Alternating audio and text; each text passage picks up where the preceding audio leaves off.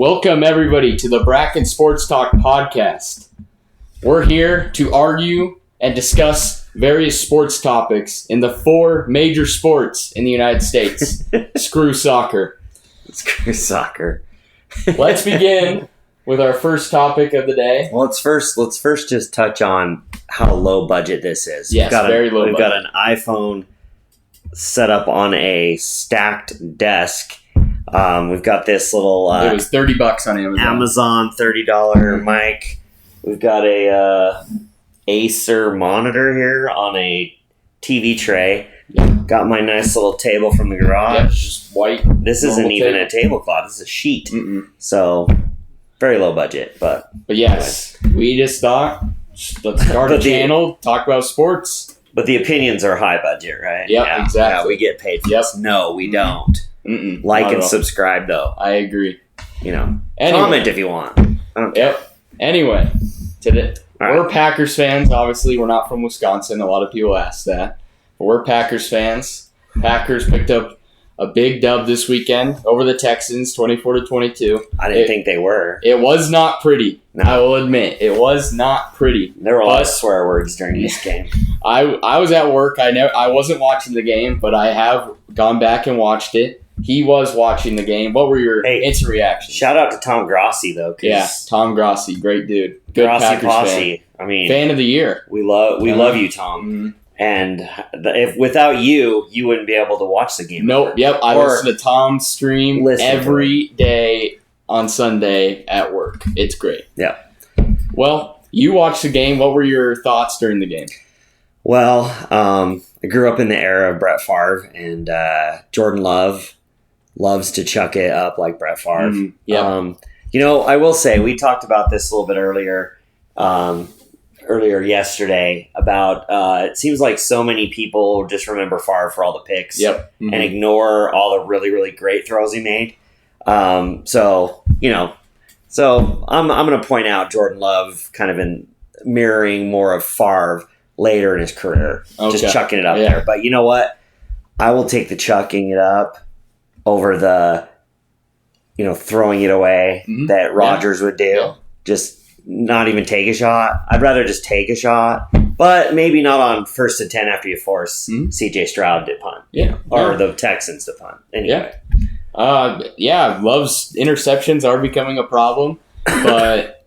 Are they if you win, though? No, but I think down the road this could bite us, but for now, I mean, there's a lot of good throws he's making. I think if he can just get to where he was last year and tone down the interceptions like he did over those last 10 games or so, we could be in business here.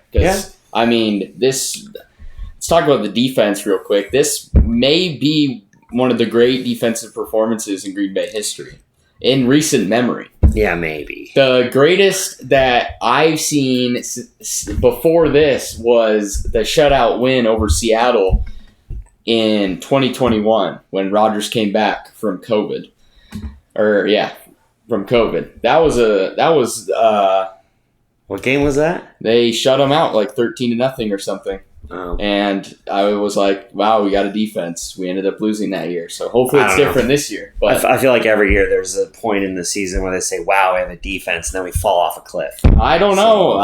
This could be the year we have a good defense. So color me skeptical, but I don't know. They got to still show a little bit more. They are playing well. I do like what we see, but I just hope we're not feeling ourselves too much going into Jacksonville. Yeah. So for sure. But no, great effort against the Texans. To hold C.J. Stroud to under 100 yards passing, great effort. Joe Mixon kind of had his day on the ground, but that's fine as long as they didn't beat us both ways. Mm-hmm. That's fine. But to turn the ball over 3 times and come out with a victory, great. I will not say we have a kicker yet. No, don't want to jinx it.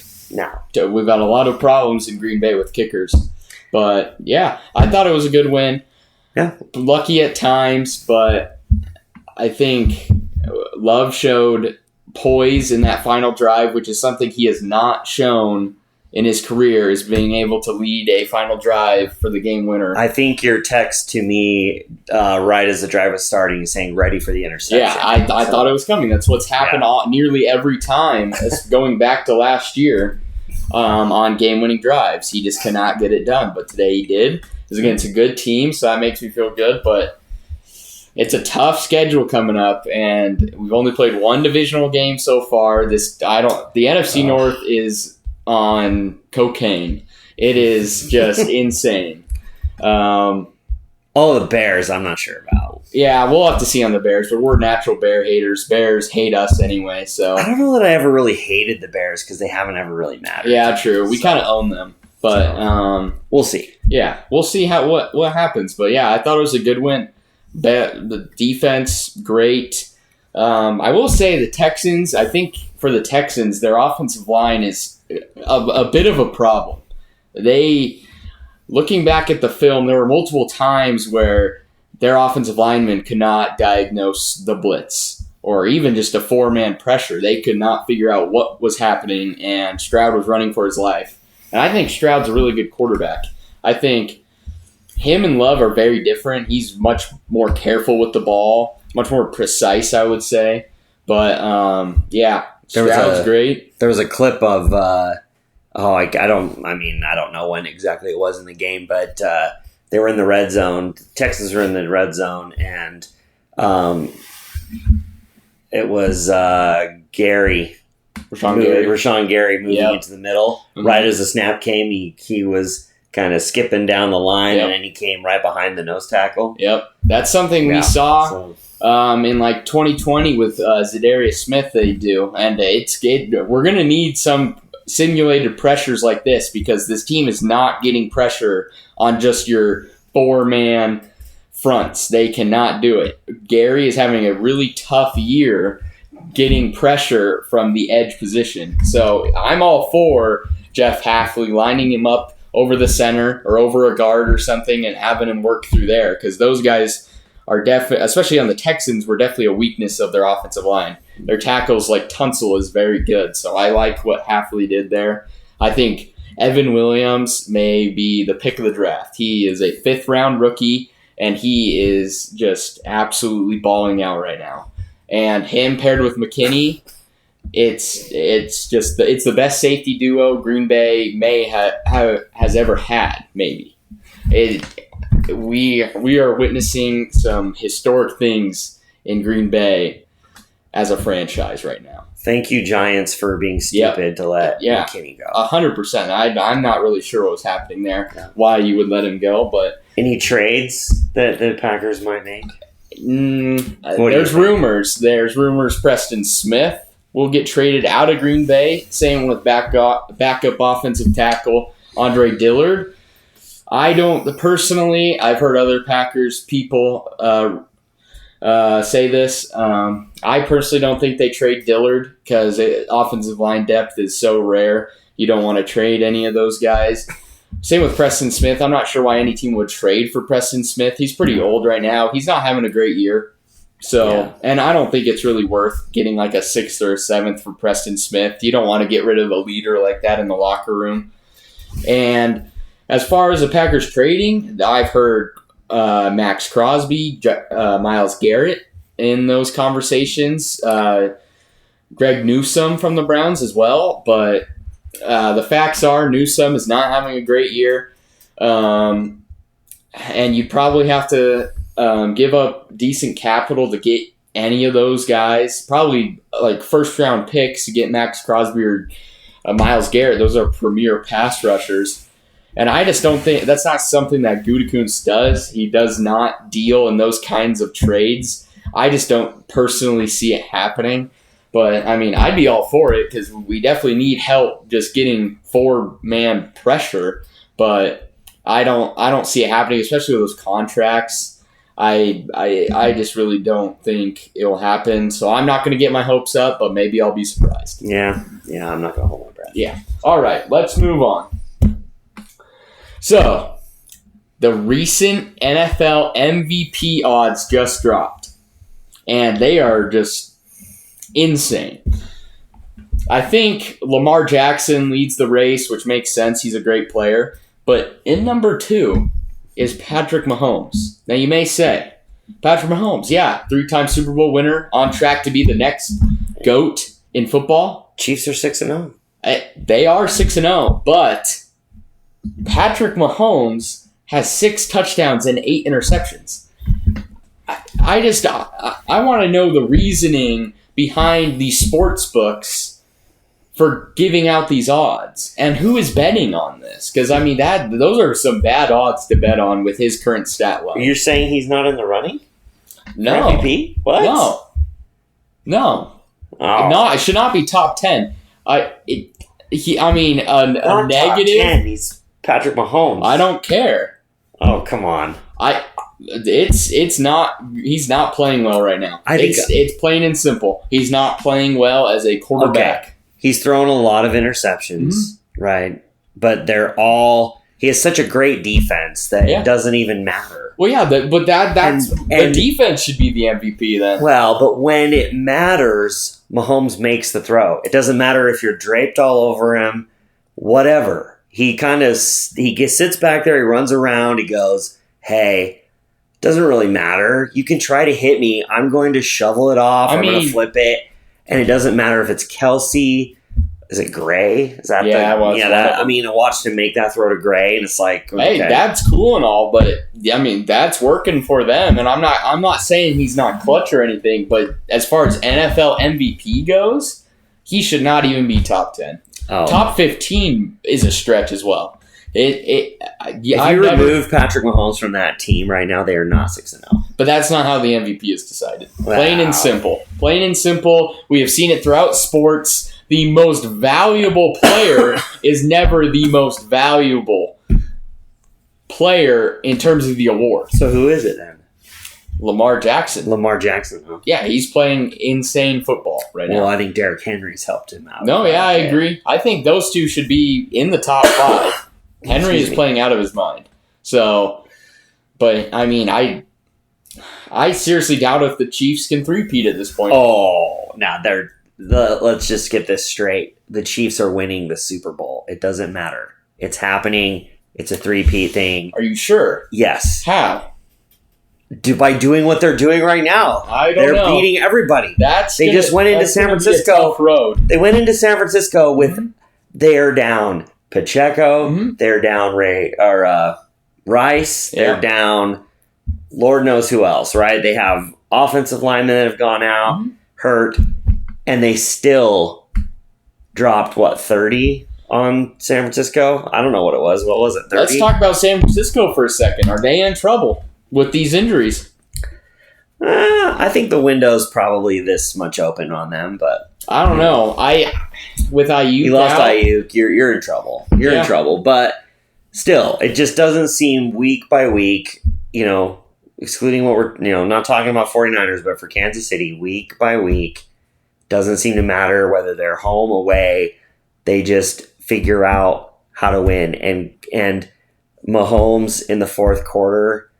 He just knows what to do. He has no fear in him at all. He has no doubt in his ability, and he doesn't get tight in those situations, and he makes the throws. He may throw some picks in the first half, but I'm pretty sure his QBR, if we looked up his QBR in the fourth quarter, fans at home, look up his QBR, fourth quarter, it's probably the highest in the NFL. Yeah. So, I mean, down the stretch, when push comes to shove, he makes the plays that he has to make to win. I agree. And maybe that's not MVP, but it's definitely going to win them the third Super Bowl. I don't think so. I don't think you can get who's going to beat him?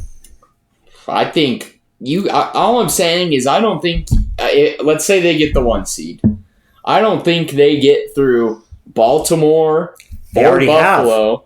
I'm saying in the playoffs. Buffalo, they needed 13 seconds 3 years ago to go kick a tiny field goal and then just smoke it. All I'm saying is we saw it last year. Mahomes did not play well during the regular season last year. Playoffs come. He increased his play level quite a bit. that could happen again. All I'm saying is right now, if he's playing how he is during the playoffs, they are not going to three-peat. I think I disagree. I think the way he's playing now, it'll make no difference. Well, then it will be something we have never seen. Because Lamar he's never done anything in the playoffs so far. That could change. Mm-hmm. He does have Henry this time, but as long as Henry stays healthy, who knows? But I just think that, Lamar has a history of not showing up in the playoffs. Josh Allen and the Bills are just the Bills. If you're relying on the Bills to do something positive, it's not going to happen with that defense that they have now. It seems like they've lost a lot of key players on that side. So, I mean, your other teams out of there. I mean, it seems like only Joe Burrow and Bengals have ever done anything to Kansas City on the AFC side. So I just don't know that there's anybody in place that can beat them. I mean, it may take an NFC, it may take a Detroit to stop them, but True, I don't know. But I just think it's going to be a gauntlet to get to the Super Bowl. And I guess that's kind of saying we're not going to beat Detroit, I guess. But it's a toss-up in the NFC. We're Packer fans, but we're realistic. Okay? Yeah, we choke every year. We'll see what happens. 2 Super Bowls between Favre and Rodgers. We're hopeful, but right now I think Detroit is the front runner in the NFC. I think Minnesota still might be above us just because they beat us. They look relatively dominant in that game. So, yeah. Our next topic, Rodgers to Adams. Something that us Green Bay fans hold dearly in our heart. In my opinion, top 5 connection of all time. And the stats support that. I think they're somewhere in the top 5 in touchdown between the two. And, I mean, they at times had just a connection where the corner guarding Adams could not stop it whatsoever. It was just automatic, pinpoint accuracy. But in this most recent game, of course, Adams traded to the Jets last week. They faced the Steelers this week. I think he was limited to something like 3 catches for 33 yards or something like that. Not targeted in the second, or I think he was targeted but didn't have a catch in the second half. What did you see out there? Well, let's just say this: what we're seeing happening with the Jets, with Rodgers getting Adams, the reuniting. I think the only other time that's happened is Tom Brady and Rob Gronkowski, where a duo in one team reunited on another team, and that turned out well for them. But if I'm not mistaken, I probably am mistaken. The connection between Brady and Gronk, or the reconnection in Tampa Bay, didn't get off to a really fast start. No, they were actually. I think they might have been under 500 at the bye week. Yeah. So I think that it took a little bit of time to recapture it. The Jets have done everything they can. I mean, Rodgers is essentially the general manager of that franchise now. And true. And he made the trade probably for Adams. And, he's installed the offense that is probably a blend of, Packers McCarthy and Packers LaFleur, with most of the stuff that, probably kicking out the motion LaFleur stuff. Yep. And probably more Packers McCarthy. Yeah. Watching the Jets now is really weird because you're just like, wow, it seems like it's Packers Junior with Lazard and all the Rodgers, Lazard, and last year Cobb. So it could take some time. It definitely wasn't a good, but Adams was in the building for 72 hours. So three receptions for 30 yards. He hasn't played for a number of weeks. Sitting out in Vegas. It wasn't good, but they might be able to recapture. We'll see. But problem is they may have dug themselves too big of a hole to get out of at 2-5. So I don't know. I think it's beautiful to see. I love that connection. I think 100%. I think they're obviously play well together historically. The problem I've had with Rodgers and Adams is that there's a little too much tunnel vision to Adams at times. Has happened. I think he's thrown into double triple coverage, at least those last seasons in Green Bay. It seemed like he ignored open guys just to get the ball to Adams. And so, the talent that the Jets have on the outside is definitely better than what he had in Green Bay at the time. So, maybe with all that talent spreading out between Breece Hall and Garrett Wilson and, some of their other targets, Lazard is a third. I mean, they're going to definitely, those guys are going to be seeing more single coverage, I think. And so with that kind of weaponry, we may not see as many targets to Adams, but with their connection, I think Rodgers is obviously going to look there first. Yeah, I think it's not so much the connection, but it's just a victim of that horribly stagnant offense.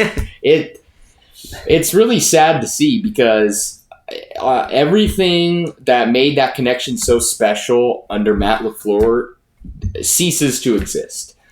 They don't have any motion in their offense. Rodgers in Green Bay over those last couple of years was really deadly with under center play action passes. It's non-existent at this point. It's a lot of shotgun, a lot of spread. I mean, Breece Hall is a great running back, but I mean, he's having struggles running the ball. Great receiving talent, though. So there's no doubt they have weapons on the outside. I think just speaking as the Jets as a whole, their rush defense is a big problem. They can't seem to stop anybody. Hassan Reddick's coming back, but who knows how much that will really do. I think at this point, Rodgers just has lost his legs. He doesn't have his legs anymore. He can't scramble outside the pocket, make the throws he once could. And is that because of the Achilles? Is he not fully healed? Or I don't know, but range of motion with that? I'm not just sure. Age. I mean, it's just age. He's just not what he used to be. Getting old sucks. I mean, for everybody, and it doesn't exclude athletes. So no. I mean, I hope that they can rekindle the connection a little bit, but it's going to be tough. And it's just going to be tough for them to play in meaningful games towards the end of the year because they're 2-5 now.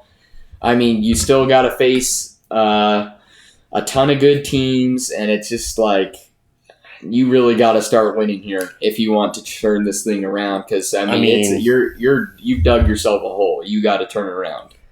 I mean, realistically, if we were to look up here and just see their remaining schedule, for the Jets, you've got to.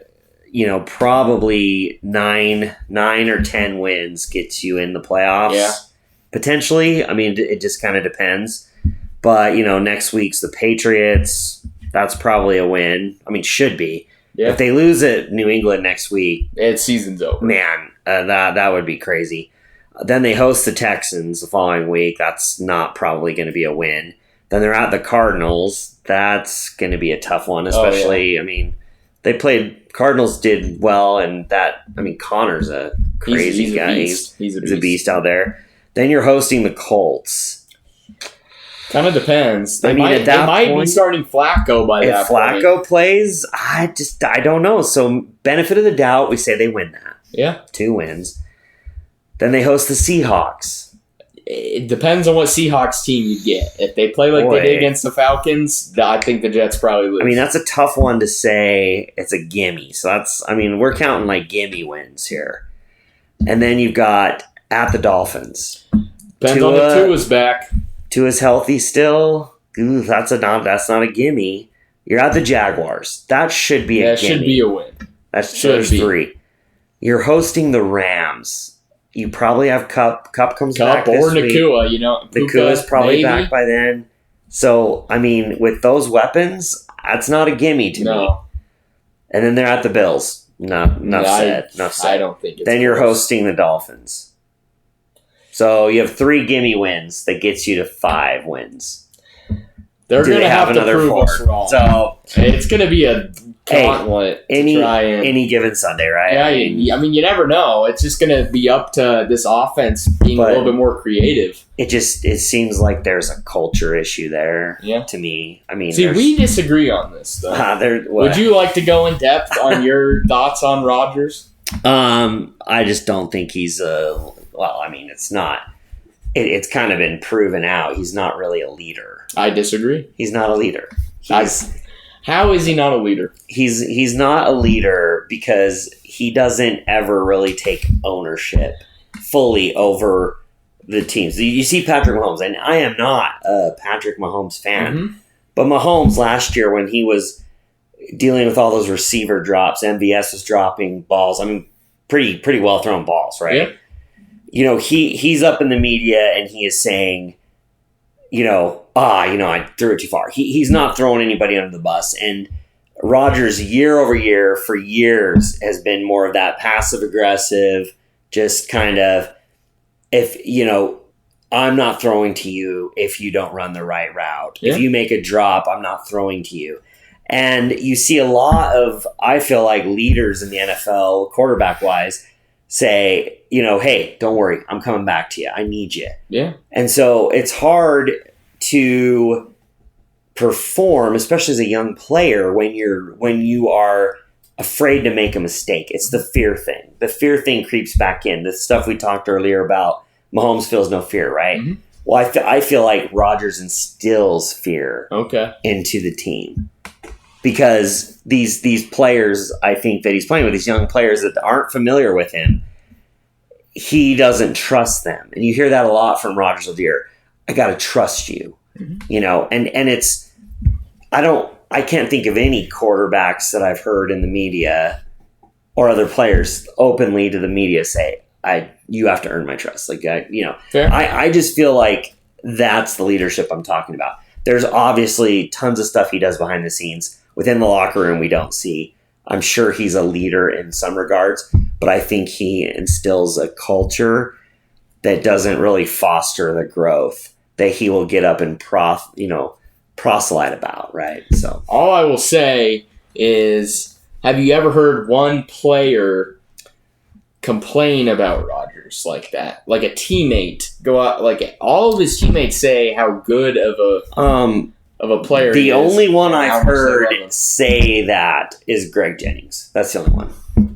I've only heard Greg Jennings. Yeah. I mean, I'm not there. I don't know. Yeah. But he has been very vocal in his dislike for Rodgers as of late. But I think things kind of ended badly there. So yeah, I mean, I will agree. But that's not to say. I mean, there's always that. You got 53, an active roster of 53 players. You've got 20 or so other, practice squad players. You get that many people together, you're not all going to like each other, right? But you have to be able to work together, right? And so there needs to be some stability.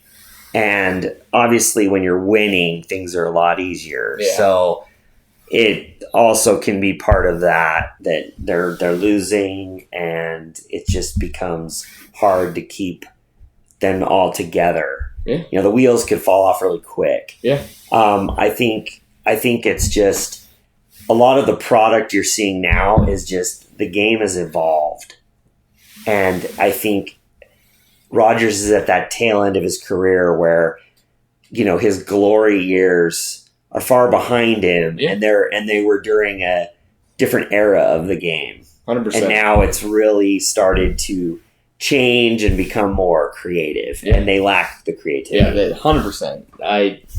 And that's not something they're just going to fix out of nowhere, because playbooks take entire off seasons to develop. I get a kick out of him at this post game press conference, is getting up there and saying, "Oh, it's a belief. It's a, it's everybody doing," and it's just this, ayahuasca. Like, let's get in a dark room, and whatever. And it's like, everybody needs to do their job. We get it. But I don't know if his philosophical leanings really resonate with some of the younger players. It's a young team too. So, I've heard that before, how, I don't know, older players have trouble connecting with younger players, but yeah, it's going to be interesting to see how this connection grows and if the Jets can turn the season around, because right now this is a colossal disappointment. The interesting thing is, and I know it was Rodgers to Adams that we haven't talked too much about, and it kind of shifted to mostly Rodgers, but I think that's the biggest point, is that they doubled down on Rodgers, and it was a bad move. It was a great move by the Packers to get rid of him, Not that we got rid of him, because I don't want it to sound like I don't appreciate the time Rodgers had. Rodgers had a great career with Green Bay, but it was time to move on. Yeah. And it seems like he was ready to move on as well. And it happened with Favre, and that was tough. Rodgers was definitely a cleaner breakup. Yeah, that was definitely cleaner than Favre. Favre was a little weird. And then, of course, the Vikings thing, which we don't have to go into. But it's just interesting that you pair or that the stats with the Jets this year are very comparable to last year with Wilson. Yeah, it is interesting. With Zach Wilson. And that it appears that, Garrett Wilson has regressed so far this year. And that's weird, because with Rodgers, you'd feel like he wouldn't regress. Mm-hmm. And so, and now I think a lot of that is coaching. And let's face it, they don't have very good coaches. I mean, Colin Cowherd said they got rid of their best coach when they fired Saleh. And, I mean, the owner wants drastic changes, and you might get drastic results, or it might work. Who am I? I mean, man. I guess we'll see. Our next topic, Bronny James. What's the word for this? Nepotism? Yes, nepotism. If you guys want to go check out on TikTok, Awful Coaching is the name of the TikTok. He goes in depth over. He has certain videos in depth on why Bronny James is horrible at NBA basketball. He just lacks the knowledge and IQ. He'll probably get there eventually, but for me, it's just if we're being honest, if he was named Bronny Bryan or something and didn't have James and wasn't LeBron's son, would he be a second-round pick? No. He averaged 2 points a game in college as a freshman, played 1 year in college, averaged 2 points a game, and is a second-round pick of the NBA. Now, there's only 2 rounds of the NBA draft, but for me, you look at some of the names in free agency right now, and you cannot tell me that they're worse than Bronny James. So he's just on a team because of his dad. His dad is LeBron James. So it just, I don't know, it kind of rubs me the wrong way that this is what it has come to, where players who don't deserve to be in are in just because of their dad. What do you think? I mean, it's historical. It's never happened, right? A father and a son playing on an NBA team. I mean, probably it would have been better for Bronny to stay in college and play those 4 years. Maybe he could have, and I'm not sure if he was transferring from USC. I don't know if he was going to do that or not. But certainly he's a young kid. Wasn't, I don't think, I certainly don't. I agree with you. He's not ready. And, we talked about, Rodgers being the GM of the Jets, and is LeBron the GM of the Lakers, very right? Similar, it's a similar thing. It's something that LeBron wanted. Quite frankly, if he would have left LA and gone anywhere, I'm sure he could have made that happen in any team.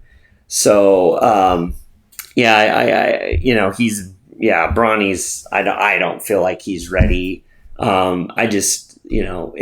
It's an historical thing to see. The interesting thing will be, will he make the roster? Yeah, does he get minutes on is he just going to ride the bench to I think just the Lakers are actually playing right now. So are they? Up real quick, see if they're. Yeah, I think that I just feel like it's going to be something that you're taking a spot from somebody else perhaps, and I just think he would have been better suited for his career to stay in college. He has played 3 minutes so far tonight against the Timberwolves. Lakers are up 60-44 in the third quarter, but yeah, it's just I don't know how he gets meaningful minutes, especially as the year goes on. I don't see him ever playing in a playoff game. even if the Lakers make it, because who knows if they do, they might. Yeah, I think at best at his talent level or what he did in college, he wasn't a draft pick. He was a free agent signing probably. I think one of the biggest things to me is there were probably most definitely players lower than him that got drafted that probably deserved, somebody who didn't get drafted probably deserved to be drafted over him. And I mean, it's cool. Well, you're his son. Time will tell. I mean, maybe this becomes an education for him. He's, no doubt going to practice with pretty elite talent. You surround yourself by talent. Maybe that, makes you a better player ultimately. And so we'll see. I am concerned for him, though, because I think there's a lot of expectation around him. And I think that can only ruin his whatever talent he has or whatever confidence he has, because if you have James as your last name, you're LeBron's son, there's going to be expectations that come with that. And then you're drafted, people are going to expect you to put up points and do these things, and I just don't think it's going to happen because he's obviously not ready for the NBA game. But it's I guess only time will tell, and we'll see how the season goes, and if it ends up costing the Lakers games. But we'll see how it goes. To end out the show, we wanted to talk about the World Series matchup we have on our hands. I'm just gonna just drop it here. I'm an Astros fan. You can boo me all you want in the comments.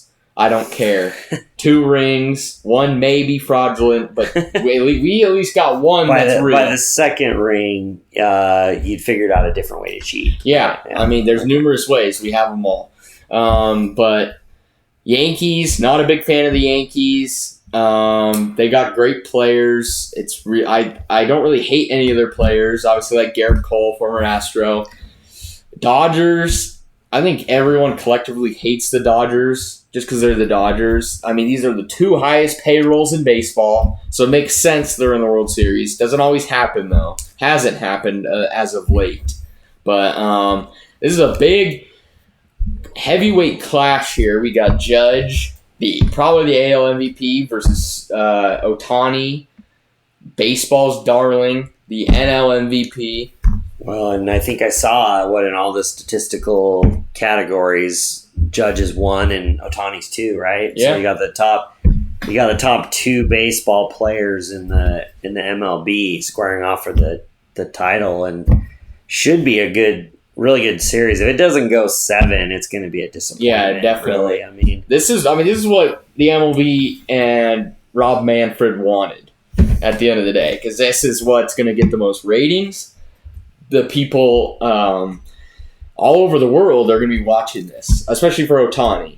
Well, and it feels like both teams, at least in the last series, they both were you stayed pretty hot. You were seeing, obviously the top of the order for both sides were doing well, but they were getting contributions throughout the whole lineup, I feel like, for both. Stanton was heating up, which it's crazy that you have the monster and Judge followed by the monster and Stanton. He's going to have to keep it up, though. And Stanton's all upper body swing, but man, it goes forever when he hits it. So. It doesn't happen. I don't think he had a very good year this year. So it's going to be interesting. Turn it on when it counts. Yeah, but he's going to have to keep that up in this World Series if the Yankees want to win. Yeah. Because I think their bullpen is definitely worse than the Dodgers. So it's going to be about, can the Yankees just get the hits they need? And I think they can. Obviously, but it's going to be about Judge also being a playoff performer, which we have not seen historically. He's done well this playoff, but he needs to continue that. Just like Stanton. Soto's been such a Soto too. Such a weapon for them, and just gets on base. Seems to play well when he's located on the East Coast. Yeah.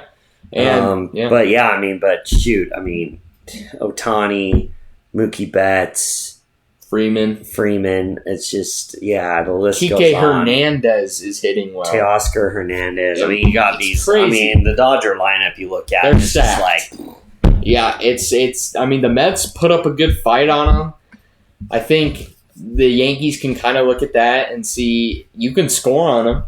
The Mets scored runs. They didn't have trouble scoring runs on them. I think the Yankees have handled their matchups a lot better. They've won more handily. I mean, the Dodgers could have been eliminated by the Padres in 5 games. They won that game 5, but I think the Dodgers have a much harder path because, I mean, I don't think – I mean, the Guardians, they're good, but Clase just did not get it done for them. But, yeah. What's your pick?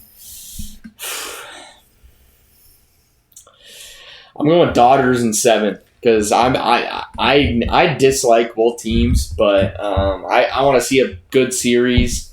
So I think Dodgers in 7. I'll take Yankees in 7. Yeah, I mean, it's a pretty even fight here, and the interesting thing will be is if Ohtani pitches, because Dave Roberts has said last series he would not pitch for Game 6, but I mean, if push comes to shove and you need outs, I mean, I don't know if they pitch Ohtani. He's probably rusty, but I mean, he's a great pitcher when he is out there. I think I was listening to First Things First, and I think it was either Nick Wright or Chris Broussard that said if you are Dave Roberts, because he was asked in the press conference before the NLCS if Ohtani would be available to pitch, and he said he would not.